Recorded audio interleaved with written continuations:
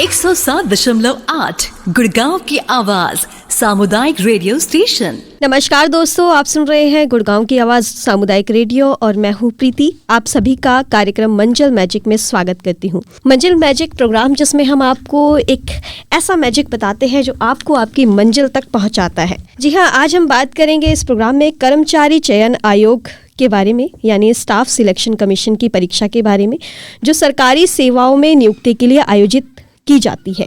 यह परीक्षा उन विद्यार्थियों के लिए एक शानदार अवसर है जो सरकार के विभिन्न विभागों में काम करने का सपना देखते हैं। इस लाइव शो में जानेंगे इस परीक्षा की तैयारी कैसे करें, इसके पैटर्न और कुछ महत्वपूर्ण टिप्स जो आपकी सफलता में सहायक हो सकते हैं। यदि आप भी कर्मचारी चयन आयोग यानी SSC एग्जाम की तैयारी कर रहे हैं या इस बारे में अधिक जानकारी चाहते हैं तो हमारे साथ बने रहें। प्रोग्राम में जानकारी देने के लिए हमारे साथ है कौशलेंद्र जी, जो स्टाफ सिलेक्शन कमीशन के फैकल्टी हैं। ये लाइव शो चल रहा है। अगर आपका कोई सवाल होगा प्रोग्राम में तो ज़रूर फ़ोन करिएगा। हमारी दोनों टेलीफोनी लाइन ओपन है। कॉल करने के लिए नंबर है 8800475080 यानी 8800475080 और दूसरा नंबर है 9873551078 यानी 9873551078। आप इन दोनों नंबर में से किसी भी एक नंबर पर फ़ोन कर सकते हैं और हमारे साथ अभी फ़िलहाल जुड़ सकते हैं प्रोग्राम में। दोपहर के 3:03 हो रहे हैं। ये प्रोग्राम 3:30 बजे तक चलेगा। तारीख है आज 4 जनवरी 2025। तो कौशलेंद्र जी, आपका बहुत बहुत स्वागत है प्रोग्राम मंजिल मैजिक में। धन्यवाद प्रीति जी। जी, तो सबसे पहले तो मैं यही जानना चाहूंगी आपसे कि SSC यानी स्टाफ सिलेक्शन कमीशन परीक्षा किस तरह की प्रतियोगी परीक्षा है और ये किस ग्रेड की जॉब्स के लिए कराई जाती है? देखिए, कर्मचारी चयन आयोग एक संस्था है जो कि कंडक्ट कराता है एग्जाम्स और इसके थ्रू बहुत सारे एग्जाम्स होते हैं। अगर मैं ग्रुप की बात करूं, जैसा कि आपने पूछा, तो इसमें group B, group C, group D की भी नौकरियां शामिल होती हैं। जैसे SSC CGL है, ग्रुप B की इसमें कुछ पोस्ट हैं। SSC CHSL है, डाटा एंट्री ऑपरेटर है। SSC MTS हवलदार है। तो इस तरीके की पोस्ट जो है निकलती हैं और हर साल वैकेंसीज आती हैं। लाखों स्टूडेंट्स जो सपना देखते हैं वो इसमें सिलेक्ट होते हैं। उसमें से कुछ हजार स्टूडेंट्स अच्छा विकल्प साबित होता है हमारे युवाओं के लिए। जी, तो आपने यहाँ पे SSC CGL, SSC CHSL और SSC के बारे में बात की, तो इनमें क्या डिफरेंस होता है कौशलेंद्र जी? इसमें जैसा कि मैंने अभी बताया ना कि वर्ग का अंतर होता है। जैसे ग्रुप B की नौकरियां जो हैं वो आती हैं SSC CGL के थ्रू। SSC CGL की परीक्षा जो होती है उसे बोलते हैं संयुक्त स्नातक स्तरीय परीक्षा। इसमें असिस्टेंट ऑडिटर ऑफिसर होता है, असिस्टेंट अकाउंट ऑफिसर होता है, इनकम टैक्स इंस्पेक्टर होते हैं, एक्साइज इंस्पेक्टर होते हैं। तो UDC के कुछ पद इसमें शामिल होते हैं। तो कुछ इसमें B ग्रेड की जॉब्स भी शामिल होती हैं। और इस तरीके से अगर हम बात करें, SSC GD की परीक्षा भी होती है इसमें, है ना, जो BSF, CISF, CRPF, Assam rifle, ITBP, SSB, इस तरीके की जो फोर्सेज हैं पैरामिलिट्री, उनमें जॉब का एक अवसर मिलता है इसमें। इसके अलावा SSC CHSL का भी होता है, संयुक्त उच्चतर माध्यमिक स्तर परीक्षा उसको बोलते हैं। इसके द्वारा लोअर डिवीजन क्लर्क आता है, डाटा एंट्री ऑपरेटर, जैसा कि अभी मैंने बताया, डाक सहायक के कुछ पोस्ट इसमें आते हैं। और SSC MTS हवलदार के अंतर्गत हाई स्कूल पास बेसिकली इसमें मांगा जाता है युवाओं को। और इसमें जो है कि मल्टीटास्किंग ये जॉब्स होती हैं, जैसे कि चपरासी हो गया, माली हो गया, है ना, इस टाइप की जो है जॉब्स आती हैं। तो SSC के अंतर्गत डिफरेंट वेरियस की पोस्ट होती हैं और उसके अंतर्गत जॉब्स होती हैं। जी जी जी। तो मैं दोस्तों को ये बता दूं, दोस्तों जो B ग्रेड की जो जॉब्स होती हैं वो ऑफिसर रैंक के लिए होती है और जो D ग्रेड की जो जॉब होती हैं वो जो नॉर्मल कर्मचारी होते हैं, यानी कि जैसे अभी इन्होंने बताया कि माली हो गया, क्लर्क हो गया, है ना, जो 12th बेस पे होती है। मैं सही कह रही हूँ कौशलेंद्र जी? बिल्कुल सही। तो आप अगर ग्रेजुएट हैं तो आप ऑफिसर रैंक की जॉब के लिए अप्लाई कर सकते हैं, एग्जाम को दे सकते हैं। तो SSC लेवल 12 बेस पे भी डिफरेंट एलिजिबिलिटीज होते हैं। जैसे SSC CGL की आपने बात की तो उसमें स्नातक मांगता है, ग्रेजुएशन कम से कम आपका होना चाहिए। और अगर आप CHSL की तैयारी कर रहे हो तो इंटर होना चाहिए, है ना, GD की तैयारी कर रहे हो तो इंटर हाई स्कूल होना चाहिए और SSC MTS के लिए केवल हाई स्कूल होना चाहिए। तो इस तरीके से और कोई एलिजिबिलिटी क्राइटेरिया होता है क्या डिग्री के अलावा? इसमें एज की भी लिमिट भी होती है इसमें। जैसे मिनिमम अगर मैं बात करूं ओवरऑल वैकेंसीज की तो 18 वर्ष और मैक्सिमम अगर बात करें तो 27 ईयर्स होता है। और इसमें कुछ आरक्षण वगैरह वो अपने अनुसार मिलता है SC, ST और OBC। तो मतलब आप कह सकते हो कि अगर जनरल कोई कैंडिडेट है तो वो 18 से 27 साल तक एलिजिबल होता है। जी जी जी, दोस्तों को समझ में भी आ रहा होगा कि कौन कौन स्टूडेंट एलिजिबल हो सकता है ये एग्जाम्स देने के लिए, तो कंफ्यूज ना हुए। तो ये परीक्षा 10वीं के बाद भी आप दे सकते हैं, 12वीं के बाद भी आप दे सकते हैं, और स्नातक ग्रेजुएशन के बाद भी दे सकते हैं। ग्रेजुएशन मैटर नहीं करता कि आपने किस चीज़ में किया, आर्ट्स, कॉमर्स, साइंस, आप किसी भी फील्ड्स के स्टूडेंट रहे हो, आप दे सकते हैं परीक्षा को। दोस्तों, आप सुन रहे हैं प्रोग्राम मंजिल मैजिक, गुड़गांव की आवाज़ रेडियो 107.8 मेगाहर्ट्ज़ पर। प्रोग्राम में हूँ मैं प्रीति और मेरे साथ है कौशलेंद्र जी। अभी ये लाइव प्रोग्राम चल रहा है, दोपहर के 3:08 हो रहे हैं। अगर आपका कोई सवाल है तो आप भी अपने सवाल जरूर प्रोग्राम में रख सकते हैं। कौशलेंद्र जी, राजकुमार जी हमारे साथ जुड़े हैं, हमारे कॉलर छावला से। राजकुमार जी, बहुत बहुत स्वागत है आपका प्रोग्राम मंजिल मैजिक में। जी नमस्कार प्रीति जी, मंजिल मैजिक प्रोग्राम शुरू किया आपने, बहुत अच्छे प्रोग्राम है जी। ये हमारे बच्चों के लिए, हमारे आने वाली पीढ़ियों के लिए कुछ सीखने को मिलता है प्रोग्राम से जी। और हमारे साथ कौशिंदर जी को नमस्कार सर। नमस्कार नमस्कार राजकुमार जी, नमस्कार। मेरा एक सवाल है, अभी आपने बताया माली और पीएन वगैरह छोटे कर्मचारी होते हैं सर, मान लो नौकरी लग गई मुझे, सरकारी नौकरी, तो ये आगे पढ़ाई करके क्या ऑफिसर रैंक तक भी जा सकते हैं क्या सर? बिल्कुल बिल्कुल जा सकते हैं। देखिए, पहले क्या होता था कि पहले तो जॉब करनी पड़ती थी। अगर कोई माली है तो वो करना पड़ता था उसको जॉब, चपरासी है तो इतनी सैलरीज होती नहीं थी, इतना वेतन नहीं होता था। लेकिन अब क्या है कि अब वेतन अच्छा खासा मिलता है। अधिकारी हैं या उठने बैठने वाले हैं, कलीग्स हैं, अगर वो सब हेल्प करते हैं, जब से सैलरीज बढ़ी हैं, अभी मैं आपको बताऊं एसएससी एमटीएस की सैलरी, शुरुआती सैलरी लगभग 22 से 24 हजार के आसपास है जी। तो कोई भी बच्चा अगर बनता है इतनी कम उम्र में, तो वो चाहेगा कि हम आगे की प्रिपरेशन करें, दिल्ली एसआई बन जाएं या फिर इनकम टैक्स ऑफिसर बने। वो तैयारी करने के एक अच्छा खासा अवसर हमें मिलता है, अच्छा खासा समय मिलता है, प्लस हमारे पास पैसे होते हैं, तो रिसोर्सेज की भी कोई कमी नहीं होती है जी। और सर एक सवाल था जी मेरा छोटा, और जी जी बताएं। डी ग्रुप जी, मैं हरियाणा से बिलोंग करता हूँ, ये डी ग्रुप की नौकरियां क्या हैं जी, इसके बारे में थोड़ा बताओ जी। ऐसे समझिए सर कि अधिकारी बनना है ना, जैसे बहुत सारे पोस्ट होते हैं जो राजपत्रित अधिकारी, जिनको गजेटेड ऑफिसर बोलते हैं, तो वो भी बी ग्रुप में आ जाते हैं। अब जैसे अगर मैं बात करूं, आपने सुना होगा इनकम टैक्स डिपार्टमेंट है ना, आईटीओ है दिल्ली में, तो उसमें बच्चे जो है जब इनकम टैक्स ऑफिसर बनते हैं इसी के द्वारा, एसएससी सीजीएल के द्वारा, जो संयुक्त स्नातक स्तरीय परीक्षा होती है, तो उसमें अच्छा खासा वेतन मिलता है, प्लस आप ऑफिसर बनते हो, इस रैंक के ऑफिसर, बी ग्रेड के ऑफिसर बनते हो। तो मतलब ये ग्रेड का मतलब होता है ग्रेड पे। ग्रेड पे मतलब कि जितना ज्यादा आपका ग्रेड पे होगा उतनी ही ज्यादा सैलरीज होंगी, उतना ही ज्यादा बोनस भत्ते मिलेंगे आपको, ठीक है। वो एक सराउंडिंग्स ऐसे बन जाएंगी, अब रहन सहने का स्टैंडर्ड हो जाता है उसमें जी। राजकुमार जी, बी और डी अलग अलग ग्रेड की जॉब्स होती है। जो बी ग्रेड की जो जॉब्स होती है वो ऑफिसर रैंक की जॉब्स होती है, यानी उच्च स्तर की नौकरियां होती है, और जो डी ग्रेड की जॉब्स होती है वो निचले स्तर की नौकरियां होती हैं, ठीक है। तो आप शायद समझ पा रहे हैं कि अगर आपको बी ग्रेड की जॉब करनी है तो आपके लिए स्नातक डिग्री होना जरूरी है, और अगर आप डी ग्रेड की जॉब कर रहे हैं तो शायद 10वीं पास और 12वीं पास अप्लाई कर सकते हैं उस जॉब के लिए। आपको क्लियर हो गया राजकुमार जी? बिल्कुल, अच्छा प्रोग्राम दे रहे हो प्रीति जी आप। नमस्कार साहब को जी, आपको नमस्कार सर।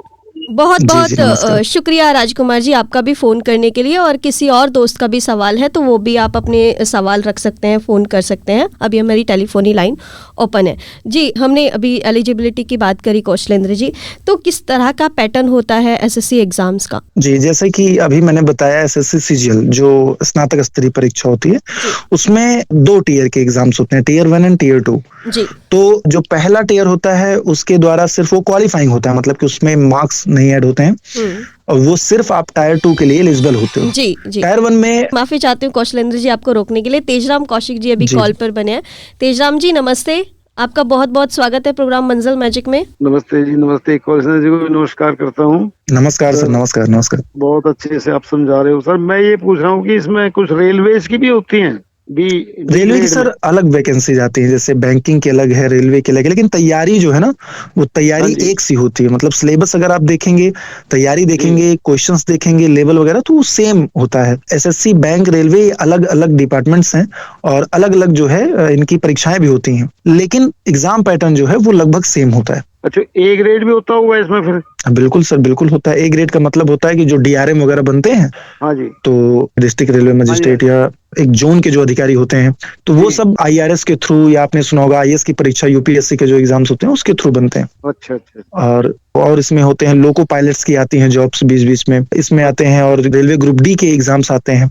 तो वो हर साल लगभग रेलवे भी परीक्षा लेता है अपना। जी जी, रेलवे की अलग से होती है मतलब? जी जी, वो अलग से परीक्षाएं होती हैं, रेलवे की अलग से परीक्षाएं होती हैं, बैंकिंग की अलग परीक्षाएं होती हैं, एसएससी के जितने भी हैं, जैसे कि मैंने बताया सीजीएल है, सीएचएसएल है, एमटीएस है, जीडी है, तो ये अलग होता है। राइट सर, ठीक है सर, थैंक यू, अच्छे समझा रहे हो, बहुत अच्छा लग रहा है, बहुत बढ़िया प्रोग्राम है। बहुत बहुत धन्यवाद आपका। Thank you Tejram Kaushik ji phone करने के लिए। जी, आप टायर 1 एंड टायर 2 के बारे में बता रहे थे। हाँ, तो टायर 1 में ये होता है कि जैसे रीजनिंग के क्वेश्चंस इसमें आते हैं, मैथमेटिक्स के होते हैं, इंग्लिश के होते हैं, और जीए के होते हैं, जनरल अवेयरनेस, जिसमें history, geography, polity and economics, current affair, science, ऐसे सवाल पूछे जाते हैं।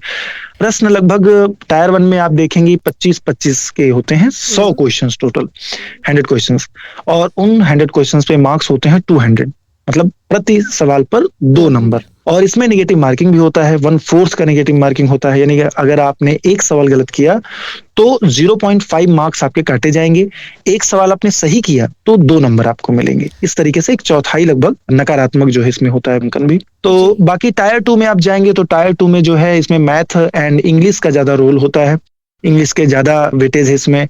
इंग्लिश में कॉम्प्रिहेंशन आना चाहिए, ग्रामर आपकी अच्छी होनी चाहिए, एंड ग्रामर में जैसे वोकैब्स वगैरह है तो बढ़िया होना चाहिए, उस पर पकड़ मजबूत होनी चाहिए। तो ये धीरे धीरे चीजें होती हैं। पहले बच्चा अगर तैयारी करता है तो वो टायर 1 की प्रिपरेशन करता है। टायर 1 मोस्टली, मतलब सबसे जो प्रमुख बाधा है जिसमें ज्यादातर लोग जो है छट जाते हैं, बच्चे छट जाते हैं, वो टायर 1 ही है। तो टायर 1 को क्वालिफाई करना जरूरी होता है। देन जब टायर 2 की आप परीक्षा देते हैं तो टायर 2 के मार्क्स पर ही आपकी कट ऑफ बनती है, उसी पर मेरिट बनती है, और उसी मेरिट के हिसाब से जिस भी आप पोस्ट के लिए एलिजिबल होते हैं उस पर फिर आपको कॉल किया जाता है। जैसे आपने बताया कि टायर 1 एंड टायर 2 तो 2 तरह की परीक्षाएं होती है, तो ये क्या स्नातक बेस्ड दोनों परीक्षाएं होती है, या फिर जो 12th बेस्ड जो परीक्षा होती है उसमें सिर्फ एक ही एग्जाम होता है? मतलब हर परीक्षा के लिए आपको 2 एग्जाम? जैसे हाँ, हर परीक्षा के लिए अलग। ये मैं आपको बता रहा हूँ एसएससी सीजीएल का, एसएससी सीजीएल और एसएससी सीएचएसएल कमोबेश एक जैसे माफी चाहती हूँ आपको रोकने के लिए। फिर से सीमा जी हमारे साथ रजौकरी से जुड़ी है। सीमा जी नमस्ते, आपका बहुत बहुत स्वागत है प्रोग्राम मंजिल मैजिक में।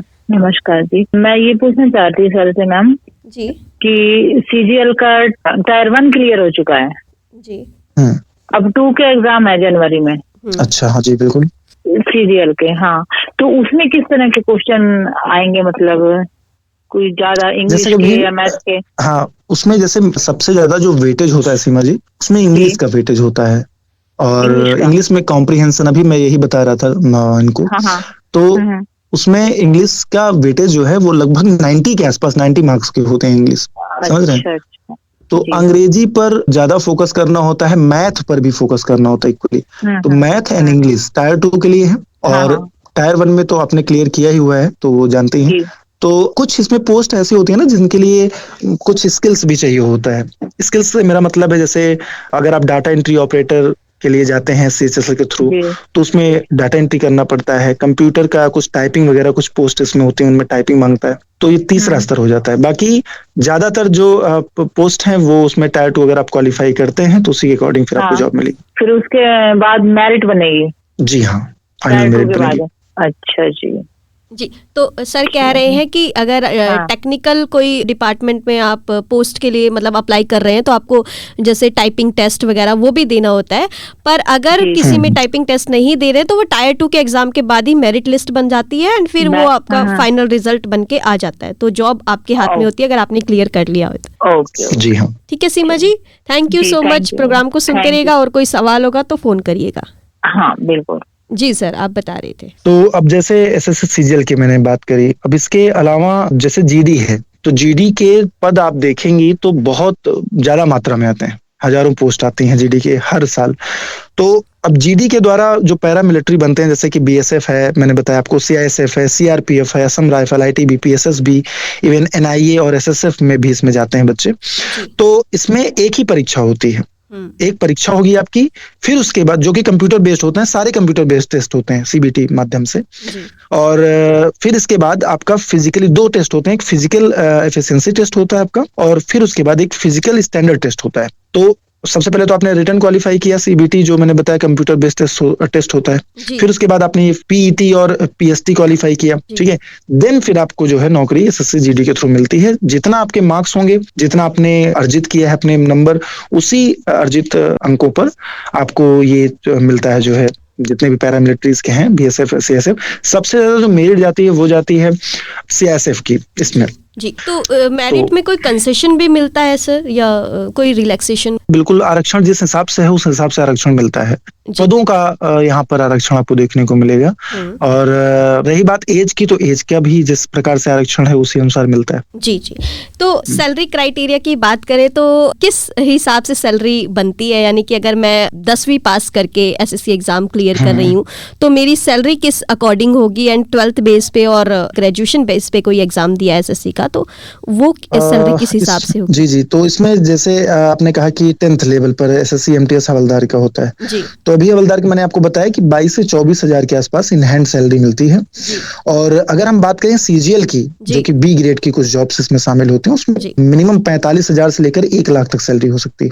वेतन वगैरह मतलब जो भत्ते वगैरह हैं वो सब मिला करके जी, है ना। इसी अनुसार अगर आप इंटर लेवल का देखते हैं सीएचएसएल के थ्रू, तो उसमें आपकी जो सैलरी होगी वो लगभग 28,000 35,000 इसके बीच में वेरी करती है। जी जी। तो बहुत अच्छे से आप बता रहे हैं कौशलेंद्र जी। धन्यवाद। दोस्तों, आप सुन रहे हैं प्रोग्राम मंजिल मैजिक गुड़गांव की आवाज़ रेडियो 107.8 मेगाहर्ट्ज़ पर। प्रोग्राम में हूँ मैं प्रीति। अगर आपके कोई सवाल है तो अपने सवाल करिएगा। कॉल करने के लिए नंबर है 8800475080, यानी 8800475080, और दूसरा नंबर है 9873551078, यानी 9873551078। दोपहर के 3:22 हो रहे हैं। दिन है आज शनिवार, तारीख आज 4 जनवरी 2025, और मंजिल मैजिक प्रोग्राम हम करते हैं हर महीने के पहले और तीसरे शनिवार को दोपहर में 3 बजे लाइव। तो कौशलेंद्र जी, अगर हम विषय की बात करें तो सबसे कठिन जो विषय माना जाता है एसएससी एग्जाम्स के लिए वो कौन सा होता है, और उसको किस तरीके से आसान बना सकते हैं? बहुत अच्छा सवाल आपने किया। जैसे गणित हुआ, इंग्लिश हुआ, बहुत सारे हमारे जो उत्तर भारतीय राज्य हैं, जैसे कि मैं बात करूं बिहार की, उत्तर प्रदेश की, या फिर हरियाणा की अगर मैं बात कर लूं अपने, तो ऐसे राज्यों में कुछ इंग्लिश जो रूरल एरियाज के होते हैं स्टूडेंट्स, उनमें इंग्लिश का कुछ प्रॉब्लम्स होता है। वो इंग्लिश से एक डर होता है एक अंदर में। तो चाहे मैथ हो या इंग्लिश हो, इन दोनों में जितना ज्यादा मोर एंड मोर प्रैक्टिस आप करते हैं, उतना ही ये विषय पर पकड़ मजबूत होती है आपकी। कोई भी विषय हो प्रीति जी, मैं समझता हूँ कि सोर्सेस का होना बहुत इंपॉर्टेंट है। सोर्स में आपकी किताबें आ जाती हैं और सोर्स में आपके टीचर्स आ जाते हैं, मेंटोर्स आ जाते हैं, कि आप जिनसे पढ़ रहे हैं वो क्या उस अकॉर्डिंग आपको पढ़ा पा रहे हैं, सिलेबस के अकॉर्डिंग, या कि वो कितना अच्छे तरीके से समझा पा रहे हैं अपने स्टूडेंट्स को, ये टीचर्स पर डिपेंड करता है। और जो किताबें आप पढ़ रहे हो, क्या वो यूजफुल हैं, क्या वो सारी क्राइटेरिया फुलफिल करती हैं इस एग्जाम को लेकर के। तो इन दो जगहों पर बच्चों में बहुत कंफ्यूजन होता है। दिल्ली में मैंने देखा एक अंधी भीड़ आती है बच्चों की, और वो जहां तहां मन करता है उनका एडमिशन ले लेते हैं कोचिंग्स में, चाहे ऑनलाइन हो या ऑफलाइन। अभी तो ऑनलाइन का बहुत ज्यादा क्रेज हो गया है। अभिभावकों से मेरी गुजारिश होगी कि, और बच्चों से भी, कि जब भी आप चयन करें सोर्सेस का, सोर्सेस में मतलब कोचिंग भी आ जाएगी, बुक्स भी आ जाएंगी, तो जब भी आप ऐसी चीजों को देखें तो पहले आप कुछ ट्रायल जरूर कर लो। चाहे अध्यापक हो, उससे एक बार आप पढ़ लो, 2-4 क्लासेस कर लो। और जहां पर आपको ऐसे डेमो नहीं मिलते हैं, वहां पर मैं तो कहूंगा कि मतलब मत जाइए। कई बार बड़ी बड़ी कोचिंग संस्थाएं हैं, सिर्फ उसमें बच्चे जाके गुमराह होते हैं।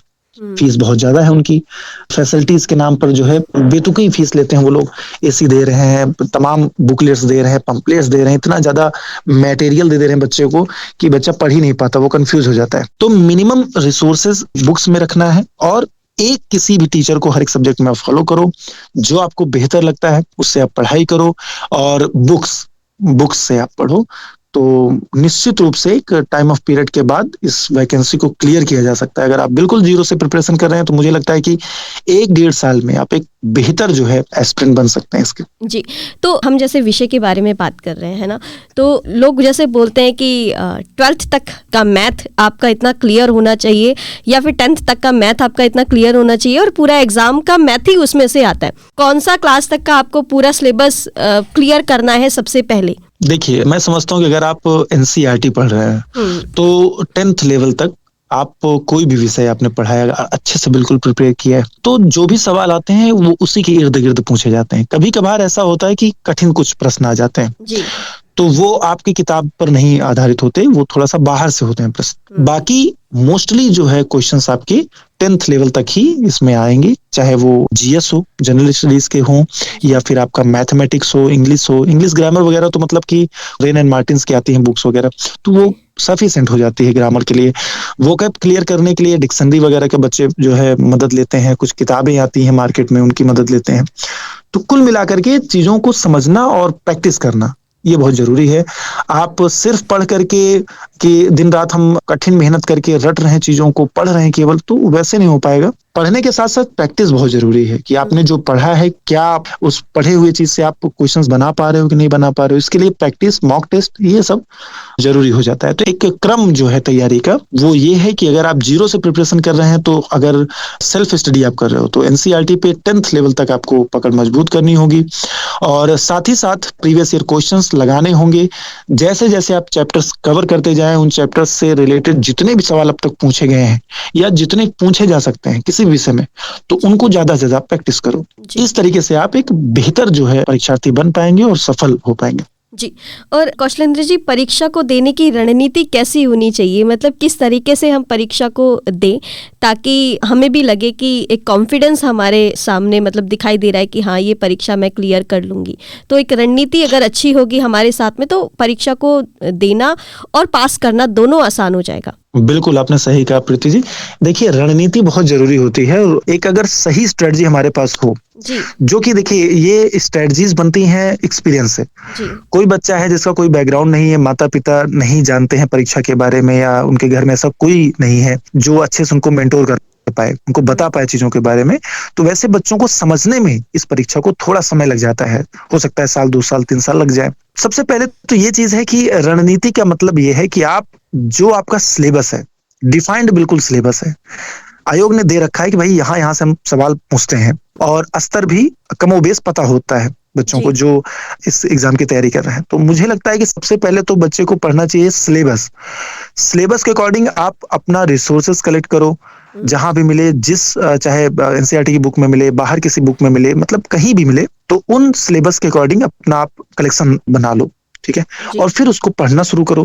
पढ़ने में कोई दिक्कत आ रही है, समझने में कोई दिक्कत आ रही है, तो यूट्यूब पे बहुत सारा कंटेंट मौजूद है, आप वहां पर देख लो, आप गूगल कर सकते हो, इंटरनेट की दुनिया है, एआई का जमाना है, तो आप वहां से मदद लेकर के चीजों को समझ सकते हैं। नहीं समझ में आ रहा तो कोई एक अच्छा टीचर आप पकड़िए, मेंटोर पकड़िए, उससे समझिए चीजों को। बस ये ख्याल रखना चाहिए कि हमारी ये जो रणनीति है, जैसे कि मैंने बताया कि सबसे पहले सिलेबस की जानकारी आपको होनी चाहिए। सिलेबस जानकारी के बाद आप प्रीवियस ईयर क्वेश्चन देखना चाहिए आपको, और फिर उसके बाद अपना जो आपने रिसोर्स लिया है, बुक्स लिए हैं, नोट्स लिए हैं, उनको अच्छे से गहन अध्ययन करना चाहिए, अच्छे से बिल्कुल समझना चाहिए। और फिर सब्जेक्ट वाइज तो ठीक है, लेकिन टॉपिक वाइज भी उनकी प्रैक्टिस करना बहुत जरूरी है। मोर एंड मोर क्वेश्चंस को आप डेली बेसिस पर लगाओ, कि मान लिया कि मैंने मैथ में परसेंटेज मैंने चैप्टर क्लियर किया है, तो परसेंटेज से जितने टाइप के सवाल पूछे जाते हैं उनके सारे सवाल हम हल कर लें, लगभग हजारों सवाल हम लगा लें, तो फिर वो एक मजबूत पकड़ बनती है उस टॉपिक पर आपकी। और इसी तरीके से अगर आप हर एक सब्जेक्ट के हर एक टॉपिक पर पकड़ मजबूत करते हैं, तो मुझे लगता है 1 साल सफिशिएंट है तैयारी करने के लिए और इसमें सफलता पाने के लिए।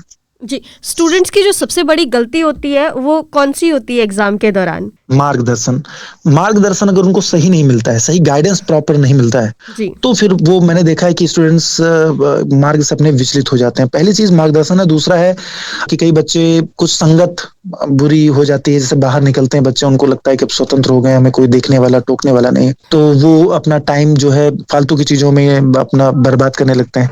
तो ऐसा नहीं होना चाहिए। हमेशा पेरेंट्स को चाहिए कि वो अपने बच्चे को बहुत ही अच्छे ट्रीट करे, डेली उनसे बात करे, समय जितना आप दे पाओ, मतलब 2 बार 3 बार 4 बार बच्चा क्या कर रहा है, खाना खाया, पढ़ाई किया, शेड्यूल आप देखो, बच्चे से मिलो, और सेल्फ असेसमेंट आप करो कि आपका बच्चा कहाँ से शुरू किया था, वर्तमान समय में कहाँ पर है, और कितना तैयारी उसको और करना है। जब तक गार्जियन या अभिभावक जो है वो इसमें एक्टिव नहीं होंगे ना बच्चों के साथ, तब तक थोड़ा सा बच्चा वो दिग्भ्रमित होना उसका बन जाता है। जी, बहुत सारी जानकारी आपने दी कौशलेंद्र जी, और काफ़ी जानकारियाँ तो भी बची हुई हैं। हम आगे के प्रोग्राम में ज़रूर इसको क्लियर करेंगे, एसएससी लेवल के एग्जाम्स को। अभी तो हमें प्रोग्राम से जाना ही होगा, तो आप जाते जाते हमारे श्रोताओं को क्या कहना चाहते हैं? जाते जाते मैं यही कहना चाहता हूँ कि मंजिलें क्या है, रास्ता क्या है, हौसला हो तो फासला क्या है। दोस्तों, हमेशा पहले लक्ष्य को क्लियर करिए और लक्ष्य पर बिल्कुल लग जाइए। तब जी। तक उसको मत छोड़िए जब तक आपकी प्राप्ति नहीं हो जाती। उत्तिष्ठ जागृत प्राप्त वराने बुध। बहुत बहुत धन्यवाद प्रीति जी आपका। जी। उम्मीद करता हूँ कि हमारे इस शो से काफी बच्चों को, काफी अभिभावकों को अच्छी जानकारी मिली होगी जी। और उम्मीद करता हूँ कि फिर से हमारी मुलाकात बिल्कुल धन्यवाद। बिल्कुल होगी। और जाते जाते मैं आपसे ये भी पूछना चाहूंगी, क्या अभी कोई एसएससी की परीक्षा होने वाली है? अभी जी 4 तारीख को भी यही जीडी की परीक्षा है जी, चलिए फरवरी में। जी बहुत बहुत शुक्रिया कौशलेंद्र जी जुड़ने आपका के भी लिए। बहुत बहुत धन्यवाद। तो दोस्तों, आप सुन रहे थे प्रोग्राम मंजिल मैजिक। ये प्रोग्राम आता है हर महीने के पहले और तीसरे शनिवार को दोपहर में 3 बजे। बहुत बहुत शुक्रिया दोस्तों का जिन्होंने हमें कॉल किया, सवाल रखे हमारे प्रोग्राम में, और जिन्होंने हमें आराम से बैठ के सुना उनका भी बहुत बहुत शुक्रिया। फिलहाल के लिए मैं प्रीति चलती हूँ। आप कहीं मत जाइए, सुनते रहिए गुड़गांव की आवाज़ रेडियो 107.8 मेगाहर्ट्ज़। आपकी आवाज़, आपका रेडियो। नमस्कार। गुड़गांव की आवाज 107.8। गुड़गांव की आवाज 107.8 बजाओ ताक धनाधन। गुड़गांव की आवाज 107.8 बजाओ ताक धनाधन। बजाओ ताक धनाधन। बजाओ ताक धनाधन। बजाओ ताक धनाधन। 107.8 गुड़गांव की आवाज सामुदायिक रेडियो स्टेशन।